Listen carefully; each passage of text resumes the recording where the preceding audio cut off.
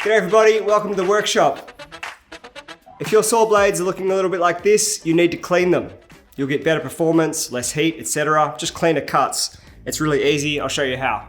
That stuff that builds up on the saw blades is usually some combination of sap or resin from the wood combined with heat and other bits of sawdust and muck. It builds up there, it forms a really sticky substance and it's hard to remove. You need a specific blade cleaner. This Restore blade cleaner has worked well. It's fairly inexpensive. It's what I've used for years. I use it on my saw blades, my router bits, drill bits if they need it, but that's less common. You need something to put the blade in.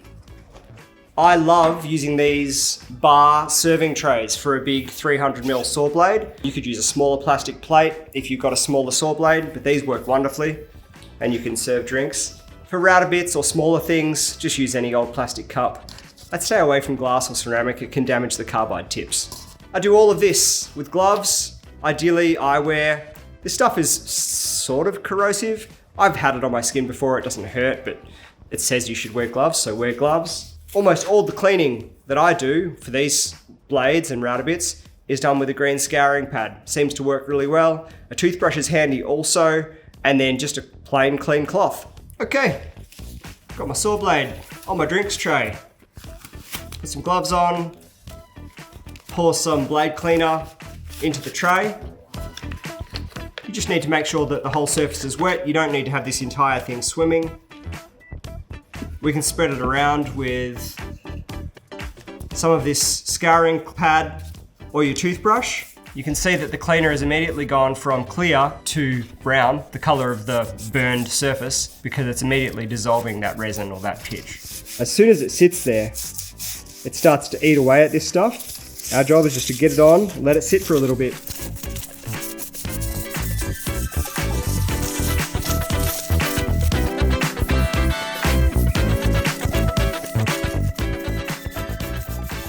For the stuff on the surface of the blade, it really doesn't take long before this pitch will just wipe right off, even without any kind of scrubbing.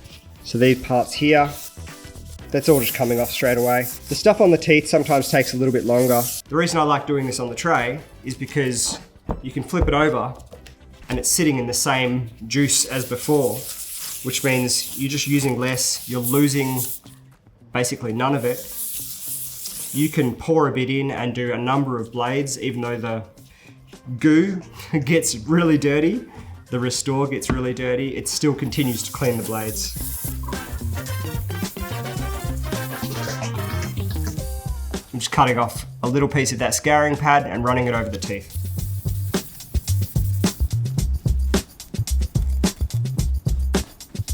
It's handy to have a little spatula to flip the blade over because when it's flat on a surface, it's really hard to get your fingers under it.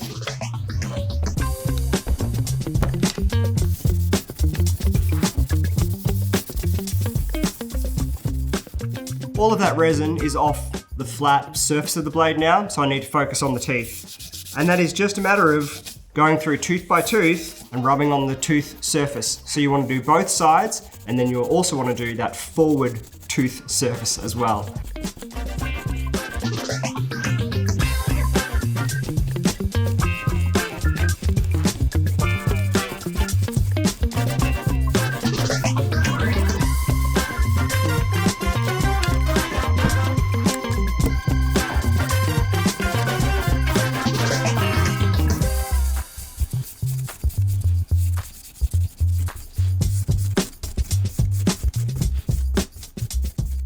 A little bit awkward, but to do the top of the tooth and the front of the tooth, you just have to stand the blade upright like this and rotate it one tooth at a time.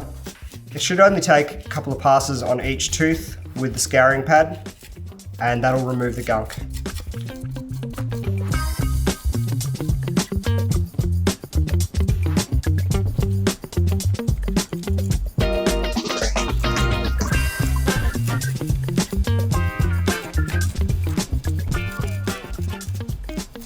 Okay, once all the surfaces are cleaned, take it out of the puddle, wipe off any excess, get as much off as you can, and then I give the blade a spray with some sort of oil-based lubricant. I just use WD-40 most of the time.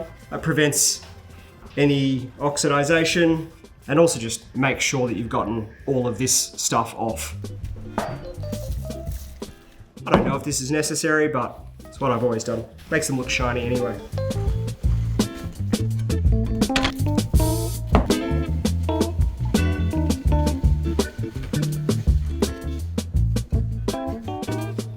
Okay, so from one very dirty blade to one very clean blade. This will get you more time between sharpenings. It'll keep the teeth sharper for longer because you're building up less heat.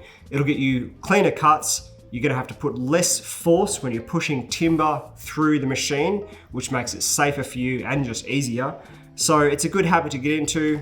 With this kind of setup, just do a few blades at a time. It'll take a couple minutes. It's worth staying on top of. Keep those blades clean. You'll just do better woodwork and have better results because of it.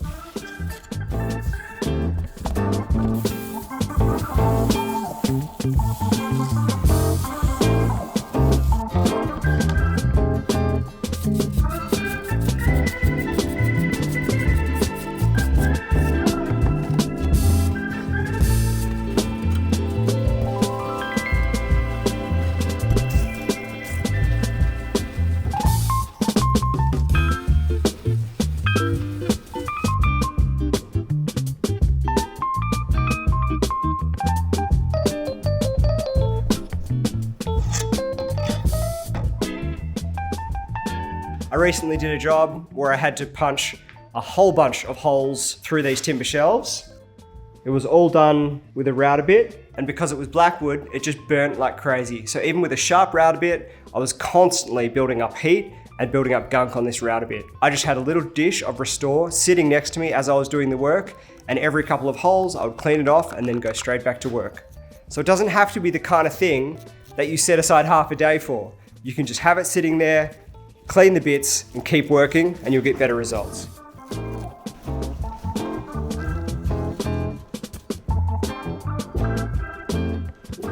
Thanks a lot for watching. Don't forget to click on the links below.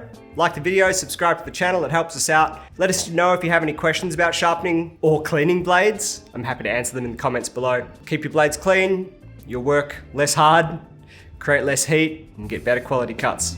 See you next week.